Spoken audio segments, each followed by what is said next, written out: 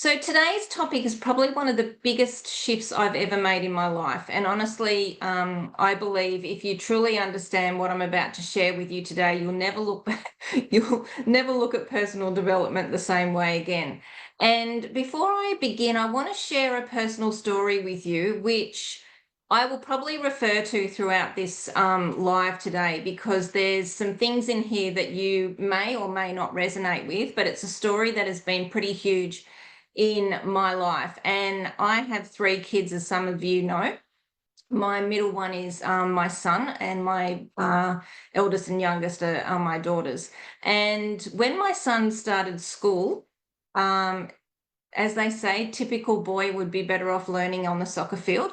He was definitely that typical boy who would be better off learning on the soccer field. So when he started school because he had to start school at that time. His birthday was in September, and that was the time he had to start school. But after the first term, I had teachers and I had parents coming to me saying that I need to do more at home with him. And I thought, oh, okay, where's this coming from? And I had a chat to the teacher, and he was not doing very well with school. He wasn't doing well with home readers, learning his basics and all those sorts of things. And I thought, okay, is this because he needs to do better for his age, or is this because it makes you look bad? I wasn't quite sure. But anyway, I just sort of sat with it for a while. And I thought, okay, look, you can't force someone to learn more information if at this particular point they're not receptive to learning more. So what was happening with Ben was that he loved going to school, he loved the social sides of things, but just the learning side of things just wasn't his jam at that particular time, and or pretty much the whole of school. So what I did with Ben was I didn't want it to be a big deal.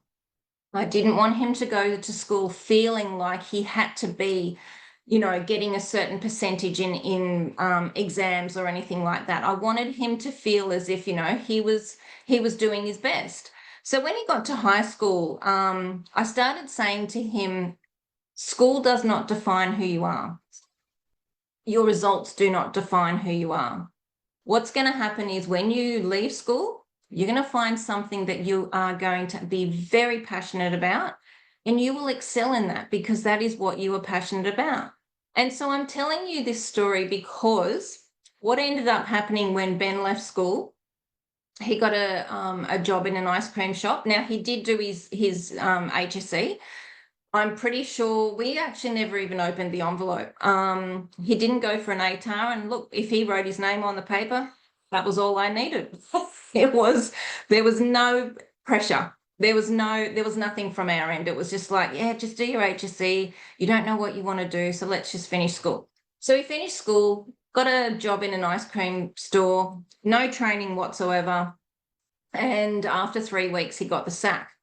And he was a bit deflated because he said, well, no one trained me to do anything. I had to look at pictures to figure out how ice creams were supposed to be. And it was one of these hydro, whatever they were, they use the thing to, anyway, I don't know how to explain it. But anyway, he got the sack. So his sister was working at Domino's. So he went and worked at Domino's. And those of you who have been around me for a while know that Ben has a half share in a Domino's franchise. So he worked his way up and was mentored by this particular guy, and he asked to go in and buy a store with him. Well, he's about to now sell that half share of this store and go into a store himself. Now, he's about to turn 27. So for someone that was throughout school, wasn't getting the knowledge, the information was going in one ear and out the other. He wasn't, getting top marks and all these sorts of things, but he's actually doing better than most of the kids that he went to school with. So this is the thing, and this is why I'm telling you this story, because I will refer back to it a couple of times throughout what we're going through today. Because the more information you have doesn't mean that you're actually going to be doing better than anyone else.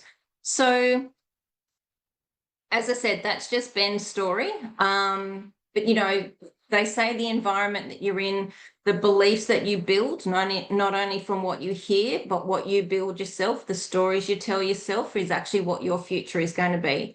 So, the title of today is Why Information Doesn't Change Your Life. At first, that sounds strange. It probably does to you because it did to me. Because we're taught that if we want better results, we need more information. So, we need to read another book. We need to listen to another podcast. We need to attend another webinar, take another course. And don't get me wrong, because I absolutely love learning and I read books and I listen to, all those sorts of things, but it's not my main point of learning. So I invest in myself constantly. Let me ask you a question. How many books have you read that you have fully applied today? How many podcasts have inspired you, only for your life to go back to normal after a few days later? How many times have you walked away from a seminar saying, that is going to change my life, only to find yourself doing exactly what you've always done?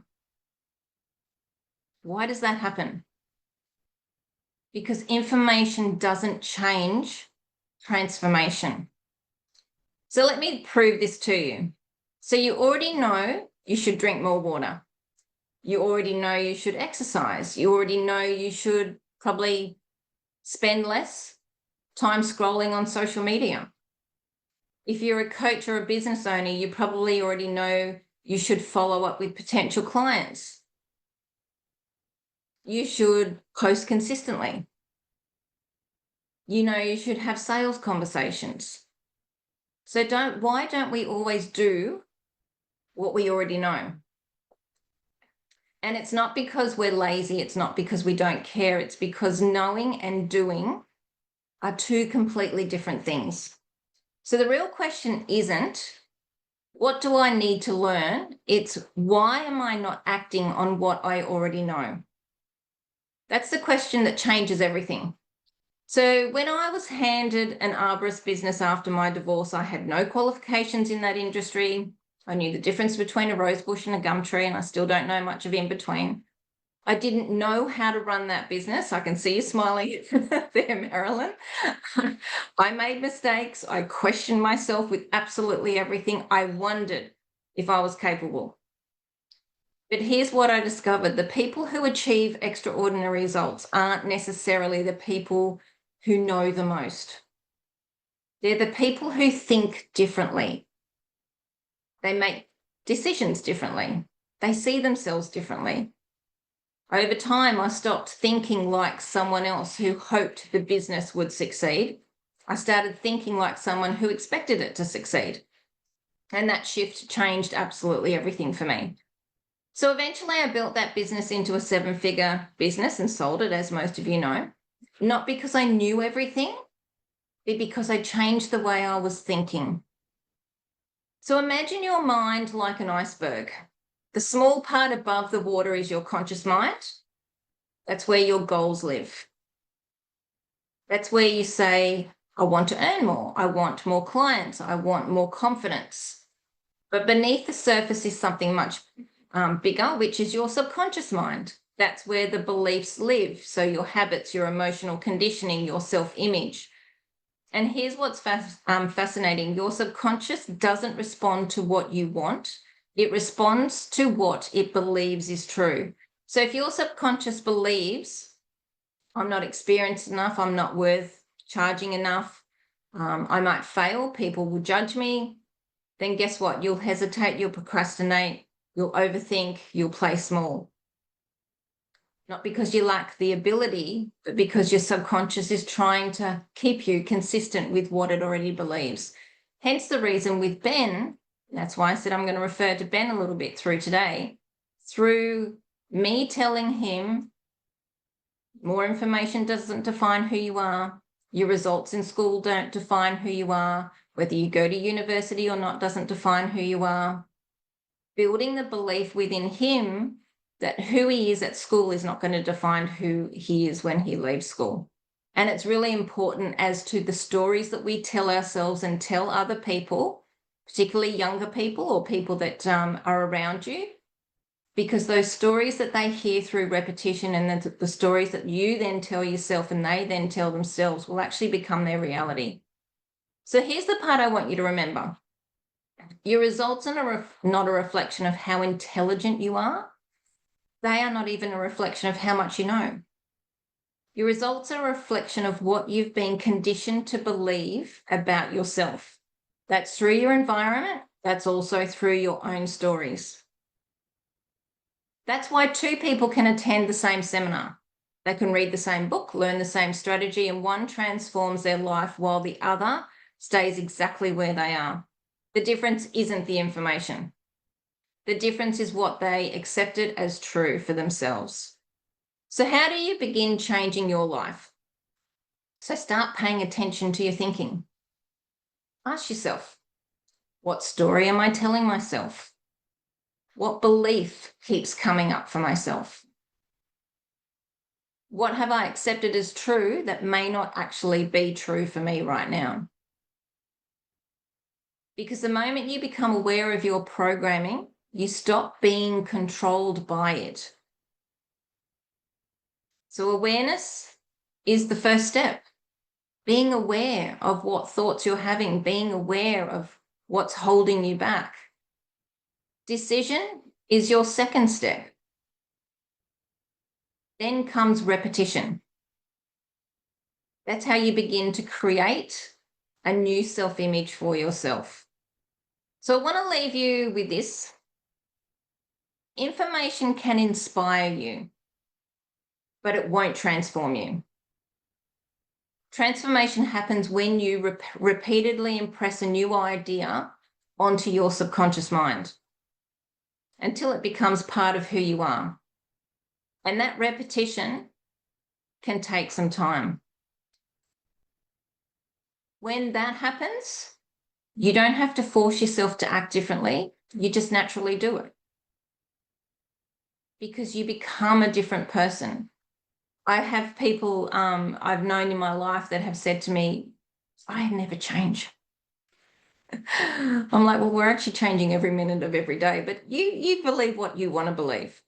The person you were last week is not the person you are today. The person you were 5 years ago is not the person you are today. We are always changing. We are always evolving, whether we want to or not. When we understand the process, that's when the process is actually quicker. So today, instead of asking yourself, what else do I need to learn? Ask yourself, who do I already know that I'm not living? What do I already know that I'm not living? That one question could change your life. So if this message resonated with you, comment growth below or send me a message. And there's 3 ways we can continue our relationship. You can book a call with me and go through a 30-minute strategy call. You can grab some of my free PDFs. And also I've got another 5-day workshop coming up in the middle of August that you are more than welcome to sign up for anytime or have a chat to me about any time we go deep into how you actually understand your mind. So that 5-day workshop, I teach you everything you need to know to understand how powerful your mind really is. So I want you to remember your life changes when you make the decision to understand you and how to change your identity. It's not about reading another book. It's not about gaining more information for yourself. It's about understanding who you are. And I saw something on Instagram this morning that I want to share with you. I follow Alex Hormozi. So if you're not following Alex Hormozi, he's someone that's actually very interesting. He's very straight to the point, down to earth, like he's just, he just tells you how it is. And if you don't like it, unfollow him. But he actually popped something up there that I read this morning. When you change your goal from achievement to who you become while pursuing achievement, you switch from winning every 10 years to winning every day. And I thought that was a really great quote to actually share with you guys. And I'm going to leave that there. Have an incredible week and I'll see you next Monday. And if anyone has any questions or wants to ask a question, feel free to DM me. All right. Have a fabulous day. Thanks, Melinda. Bye, ladies. We'll see you soon.